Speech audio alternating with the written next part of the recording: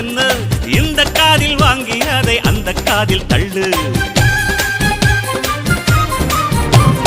மேகம் மீதந்தாலும் காகம் பறந்தாலும் ஆகாயம்தான் அழுக்காக ஆகாதுன்னு சொல்லு. பூ பந்தை யாரும் நீரில் பத்தித்தான் வச்சாலும் வந்து வரும் தண்ணி மேலதான். ஆட உன்னை யாரும் ஓரம் கட்டித்தான் வச்சாலும் தம்பி வாடா வந்து போடத்தான். மூணாம் பீரை மெல்ல மெல்ல வெண்ணிலவாய் மின்னுவதை மின்மினிகள் தடுத்திடும்.